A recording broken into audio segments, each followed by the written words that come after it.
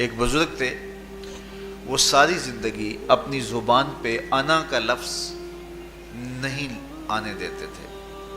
اس مفہوم کو بیان کرنا ہوتا تو وہ با الفاظ دیگر بیان کرتے۔ میں کا لفظ، انا کا لفظ وہ اپنی زبان پہ ساری زندگی انہوں نے جاری ہی نہیں ہونے دیا۔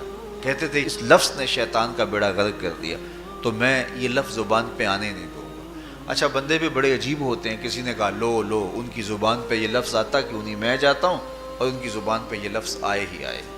چلے گئے۔ بزرگ تشریف فرما تھے، نماز کا وقت قریب ہو رہا تھا۔ حضرت ایک مسئلہ پوچھنے آیا ہوں۔ کہا پوچھئے، شیطان کو کس چیز نے برباد کیا؟ حضرت آپ تو بولیں گے کہ میں نے، آنا نے، تو کہوں گا جیسے بھی ہوا ان کے زبان پہ لفظ میں تو آ ہی گیا نا۔ تو وہ بزرگ بھی بڑے سیانے تھے، اس کی نیت کا کھوٹ سمجھ گئے۔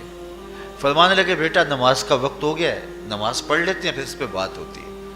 نماز ہوئی، سلام پھرا تو خود ہی فرمانے لگے کسی نے کہا تھا کہ شیطان کو کس چیز نے برباد کیا، جواب دینا چاہ رہا ہوں کس نے پوچھا تھا، جھٹ کھڑا ہو گیا میں نے کہا اسی چیز نے اس کا بیڑا غرق کر دیا۔ تو جو نفس تھا وہ شیطان کو شیطان بنانے والا ہے۔ تو ہمارے ساتھ نفس بھی لگا ہوا ہے، ہمارے پیچھے شیطان بھی لگا ہوا ہے۔ شیطان بھی بڑا مکار دشمن ہے، چھوٹا دشمن یہ بھی نہیں ہے۔ یہ ہماری متاع عزیز کو، متاع ایمان کو، متاع عمل کو، متاع خلوص کو لوٹنے کے لیے دن رات مستعد اور فعال رہتا ہے۔ اللہ کے محبوب نے فرمایا الشیطان جاسم علی قلب ابن آدم فاذا ذکر اللہ خانس واذا غفل وسوس۔ شیطان اولاد آدم کے دل پہ قبضہ جما کے بیٹھ جاتا ہے، جب یہ اللہ کا ذکر کرتا ہے تو بھاگ جاتا ہے، اور جب یہ اللہ کے ذکر سے غافل ہوتا ہے تو یہ وسوسہ اندازی کرتا ہے۔ تو شیطان اولاد آدم کے دل پہ قبضہ جماتا، اسے پتہ ہے کہ دل قابو میں آ گیا تو پورا بدن قابو میں آ گیا، چونکہ میرے اعضائے بدنیاں میرے دل کے تابع ہیں۔ موسم اچھا ہے، رت سہانی ہے، صحن چمن میں پھول کھلے ہیں، لیکن میرا دل نہیں چاہ رہا تو ٹانگیں جنبش ہی نہیں کریں گی۔ مرغن غذائیں سامنے پڑی ہیں اور آپ کا تقاضا ہے کہ جناب لے لیجئے، لیکن میرا جی نہیں چاہے گا تو ہاتھ جنبش نہیں کریں گے۔ آسمان ستاروں اور کہکشاؤں سے بھرا ہوا ہے، جی نہیں چاہے گا تو نظر نہیں اٹھے گی۔ آپ سماعتیں بچھائے بیٹھے تھے، جی نہیں چاہے گا زبان نہیں بولے گی۔ تو پورے آزاد دل کے تابع ہیں، اور اگر دل شیطان کے تابع ہو گیا، اس کے ہتھے چڑھ گیا، تو پھر اعضاء وہی کریں گے جو شیطان چاہے گا۔ اور اگر یہ دل مالک کی محبت سے سرشار ہوگا تو پھر دل جو چاہے گا وہی اعضاء کریں گے۔ تو دل اللہ کی نافرمانی کی چاہت ہی پیدا نہیں ہونے دے گا، تو اعضائے بدنیاں کا رخ بھی اللہ کی رضا کے حصول کے لیے ہوگا۔ تو شیطان بھی قبضہ دل پہ جماتا ہے اور دل کو قابو میں کر کے حضرت انسان کا بیڑا غرق کرتا ہے۔ اللہ تعالیٰ کا کرم یہ ہوا اذا جاء رمضان سلسلۃ الشیاطین۔ اللہ کے محبوب علیہ السلام ارشاد فرماتے ہیں جب ماہ صیام آتا ہے تو شیاطین جکڑ دیے جاتے ہیں، جنت کے دروازے کھول دیے جاتے ہیں، جہنم کے دروازے بند کر دیے جاتے ہیں۔ اب ہمارے دو دشمن تھے، ایک نفس اور دوسرا شیطان۔ دونوں کے مقابلے میں ناتواں اور کمزور جان کو مقابلے میں آنا پڑتا تھا، لیکن جب ماہ صیام آیا، یہ ماہ انور آیا، تو ہمارے دو دشمنوں میں سے ایک دشمن باندھ دیا گیا۔ اب ہمارا مقابلہ صرف ایک دشمن سے رہ گیا۔ دیکھیے، ماہ رمضان آتا ہے تو مسجدوں کے در کشادہ ہو جاتے ہیں، لوگوں کا رجحان دین کی طرف ہوتا ہے۔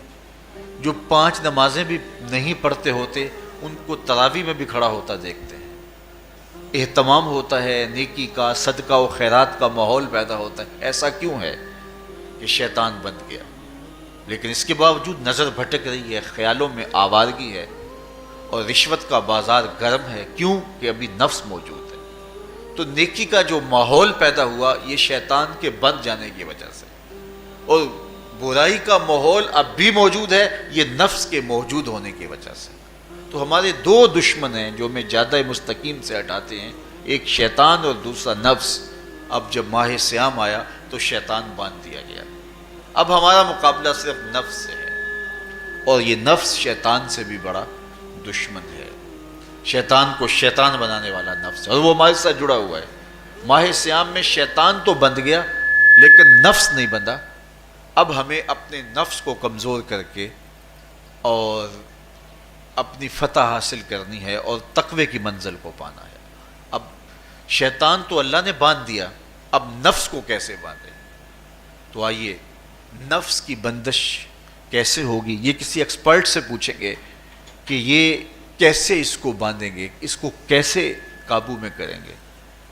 تو کسی ایسے شخص سے پوچھیں جو اس شعبے کا ماہر ہو. تو علامہ اقبال کے مرشد ملا جلال الدین رومی علیہ رحمہ کہتے ہیں آؤ تمہیں میں ایک معالج کا پتہ دیتا ہوں جو تمہیں اس بیماری کا علاج بتائے گا اور اس کی بندش کے طریقے بتائے گا. شیخ رومی علیہ رحمہ فرماتے ہیں ہفت شہر عشق را اتار گشت ما ہنوز اندر خم یک کوچام. عشق کے 7 شہر شیخ فرید الدین اتار گھوم چکے ہیں اور میرے جیسا شخص عشق کے پہلے شہر کی پہلی گلی کے کونے پہ کھڑا ہے. اب اندازہ کیے کہ جن کا پتہ حضرت ملا جلال الدین رومی دے رہے ہیں وہ کس بلند مرتبے پہ فائز المرام ہے. فرمایا کہ وہ عشق کے 7 شہر گھوم چکے ہیں اور میں پہلے شہر کی پہلی گلی کی نکر پہ کھڑا ہوں. اب شیخ فرید الدین علیہ رحمہ سے پوچھئے کہ شیطان تو بند گیا، اب نفس کا وبال ہمارے اوپر پڑ رہا ہے اور ہم اس کے باوجود ماہ صیام کے اندر گناہوں میں منہمک ہیں، تو ہمیں بتایا جائے کہ اس نفس کا علاج کیسے کیا جائے. ہمیں آپ کا پتہ بتایا گیا ہے. تو شیخ فرید الدین اتار بولے نفس نتواں کشت اللہ باسے چیز بات گوئم یاد گیرش اے عزیز. نفس نہیں مرتا لیکن اگر 3 اسلحے تیرے پاس ہوں تو یہ ٹھہر بھی نہیں سکتا. وہ 3 اسلحے کون سے ہیں؟ خنجر خاموشی و شمشیر جو، نیزائے تنہائی و ترک ہجو. خاموشی کا خنجر، بھوک کی تلوار اور تنہائی کا نیزہ. یہ 3 اسلحے ایسے ہیں اگر تو یہ لے کر کے نفس پہ ٹوٹ پڑے تو پھر نفس کا مقابلہ تیرے لیے آسان ہوگا. خنجر خاموشی، خاموشی کا خنجر. اللہ کے محبوب علیہ السلام نے فرمایا من صامت نجا، جو خاموش ہو گیا وہ نجات پا گیا. کیونکہ انسان کی زندگی کی زیادہ آفتیں اس کی زبان کی وجہ سے ہیں. آپ اپنے گناہوں کا اور میں اپنے گناہوں کا اگر احتساب کروں تو ہمیں سب سے زیادہ گناہ زبان کے ملیں گے. آنکھیں بھی گناہ کرتی ہیں، ہاتھ بھی گناہ کرتے ہیں، پاؤں بھی گناہ کرتے ہیں، لیکن سب سے زیادہ گناہ زبان کرتی ہے. جھوٹ بھی بولتی ہے، غیبت بھی کرتی ہے، شکوہ بھی کرتی ہے، گالی سب و شتم اور کیا کچھ زبان کے گناہ ہیں. اسی لیے اللہ کے محبوب نے فرمایا جو تمہارے 2 جبڑوں کے درمیان ہے یعنی زبان اور 2 ٹانگوں کے درمیان ہے تمہاری پارسائی کی جگہ، تم ان 2 چیزوں کی مجھے ضمانت دے دو، میں محمد تمہیں جنت کی ضمانت دے دیتا ہوں. تو انسان کے سب سے زیادہ گناہ زبان کے ہیں اور اس کی پارسائی کی جگہ کے. تو اس لیے میرے حضور نے فرمایا من صامت نجا، جو خاموش ہو گیا وہ نجات پا گیا. خنجر خاموشی، خاموشی کا خنجر نفس کشی کا ایک مؤثر ذریعہ ہے. اور دوسری بات بشمشیر جو، اور بھوک کی تلوار. تو بھوک سے نفس کا مقابلہ کیا جا سکتا ہے، بھوک کی تلوار سے نفس کا سر کاٹا جا سکتا ہے. اللہ کے محبوب کا فرمان سنیے یا معاشر الشباب من استطاع منکم الباء فلیتزوج فإنہ اغض للبصر واحسن للفرج فمن لم یستطع فعلیہ بالصوم فإنہ لہ وجاء. اے جوانوں کے گروہ، تم میں سے اگر کوئی نکاح کرنے کی طاقت رکھتا ہے تو وہ دیر نہ کرے، فی الفور نکاح کر لے. یہ نظر کا اور پارسائی کا محافظ ہے. لیکن اگر تم میں سے کوئی نکاح کرنے کی فی الحال پوزیشن میں نہیں ہے تو وہ کثرت کے ساتھ روزے رکھے. روزے قاطع شہوات ہیں. تو بھوک سے نفس کو جو ہے وہ روکا جا سکتا ہے، اس کو لگام ڈالی جا سکتی ہے. تیسری بات نیزہ تنہائی، تنہائی کا نیزہ. تو فرمایا گیا کہ العافیت فی العزلہ، کہ تنہائی کے اندر ہی عافیت ہے. جب مجلسوں میں غیبت کی بدبو پھیلتی ہو اور چغلی کا ماحول معاشرے کا جزو لا ینفک بن جائے اور مجالس کے اندر نظروں کی پاکیزگی کا قائم رہنا مشکل ہو جائے اور انسان کی زندگی کے اندر گناہوں کا بہت بڑا سبب مجلسی زندگی ہو تو پھر اس سے تنہائی بہتر ہے۔ حضرت شاہ نقشبند بخاری فرماتے ہیں کہ فقیر کے لیے سب سے اچھی جگہ اللہ کا گھر مسجد ہے، یا کسی کامل صالح شخص کی صحبت ہے، اور یا پھر تنہائی ہے۔ چوتھی جگہ ہلاکت کے علاوہ اور کچھ نہیں ہے۔ ہمیں اپنے کاروبار میں، اپنے معاملات میں، اپنی ملازمتوں میں جانے کی تلقین کی گئی تو وہاں یہ تلقین کی گئی کہ دیر سے جاؤ جلدی واپس آ جاؤ، اور مسجد میں جاتے ہوئے تلقین کی گئی کہ جلدی جاؤ اور دیر سے واپس آؤ۔ لیکن ہم مسجد کے دروازوں پہ جب دور موجود میں رش دیکھتے ہیں کہ لوگ بہت جلدی نکلنا چاہتے ہیں، حتیٰ کہ کندھوں سے کندھے ٹکرا رہے ہوتے ہیں کہ جلدی سے باہر نکل جائیں، حالانکہ وہ عافیت کی جگہ ہے، 2 منٹ زیادہ بھی ہو جائیں تو کوئی حرج نہیں ہے۔ اور ایسے لوگوں کو بھی نکلنے میں جلدی کرتے ہوئے دیکھا ہے کہ لگتا تو یہ تھا کہ شاید انہوں نے کسی ضروری کام پہ جانا ہے، لیکن باہر نکل کے بازار میں پھٹے پہ بیٹھے تھے اور مسجد سے نکلنے کی جلدی بہت تھی۔ تو مسجد میں جلدی جاؤ اور دیر سے واپس آؤ، اور بازار میں دیر سے جاؤ اور جلدی واپس آؤ، لیکن ہمارے رویے اس کے برعکس ہو گئے۔ تو تنہائی میں عافیت ہے، خاموشی میں عافیت ہے، اور بھوک میں عافیت ہے، اور یہ ساری چیزیں روزے میں میسر ہیں۔ فرمایا تم سے اگر کوئی شخص الجھے، بحث کرے، لڑائی کرنا چاہے تو تم اسے کہو انی صائمٌ، میں نے روزہ رکھا ہوا ہے۔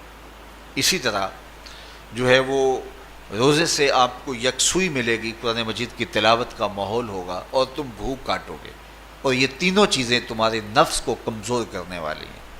شیطان بند گیا، نفس کمزور ہو گیا، اور جب نفس کمزور ہو گیا، کمزور ہوتا ہے، یہ نفس مرتا نہیں ہے۔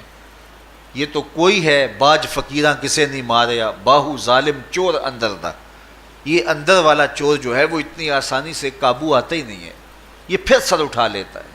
اس کو جتنا کچلو، یہ کچھ عرصے کے بعد تھوڑی سی خوراک ملتی ہے تو پھر سر اٹھا لیتا ہے۔ حضرت بایزید بستامی کہتے ہیں میں نے اپنے نفس کو ایک دن کہا کہ میں تجھے خوراک بھی نہیں دیتا اور تو پھر بھی موٹا تازہ ہے، تو میرے نفس نے مجھے کہا کہ اے بایزید جب تم بازار سے گزرتے ہو تو لوگ انگلیاں اٹھا اٹھا کہتے ہیں یہ بایزید جا رہا ہے، یہ بایزید جا رہا ہے، تو مجھے میری غذا اور خوراک اس سے مل جاتی ہے۔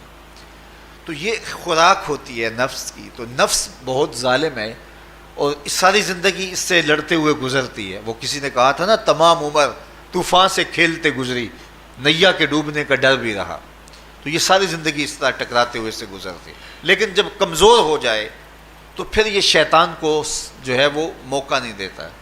لیکن اگر ماہ صیام میں ہمارا کمزور نہ ہوا، صرف ہم نے بھوک ہی کاٹی اور باقی اپنے معمولات وہی رکھے، تو میرے حضور نے فرمایا جس نے جھوٹ اور برے کام نہیں چھوڑے اور جھوٹے کام ترک نہیں کیے، اس کے بھوکا اور پیاسا رہنے کی اللہ کو کوئی ضرورت نہیں ہے۔ روزہ تو ایک مشق تھی، یہ تو باطن کی تطہیر کا ایک ذریعہ تھا، یہ تو من کی تہذیب کا ایک ذریعہ تھا، یہ تو نفس کی شر سے اپنے آپ کو بچانے اور شیطان کے مکر و فریب سے بچانے کا ایک ذریعہ تھا۔ دیکھیے شیطان بند جاتا ہے ماہ صیام میں، حدیث واضح ہے، لیکن نفس موجود رہتا ہے۔ اگر نفس کمزور ہو گیا تو شیطان چھٹ کے بھی کچھ نہیں کرے گا، کیونکہ شیطان باہر کا دشمن ہے، نفس اندر کا دشمن ہے۔ جب تک اندر والا دشمن ساتھ نہیں دیتا، باہر والا دشمن کچھ نہیں کر سکتا۔ ہمارے دیہاتوں میں چوری ہو جائے تو بوڑھے بزرگ سر جوڑ کے بیٹھ جاتے ہیں کہ چور کہاں سے آیا، کیسے آیا، تو ایک نقطے پہ سارے متفق ہوتے ہیں کہ اندر کا کوئی بھیتی ضرور موجود ہے۔ اگر اندر کا کوئی بھیتی موجود نہیں ہے تو چور باہر سے آ کے حملہ آور ہو ہی نہیں سکتا ہے۔ تو شیطان باہر کا چور ہے، نفس اندر کا بھیتی ہے، اور اگر یہ اندر والا باہر والے کا ساتھ نہ دے تو شیطان انسان پر حملہ آور ہو ہی نہیں سکتا۔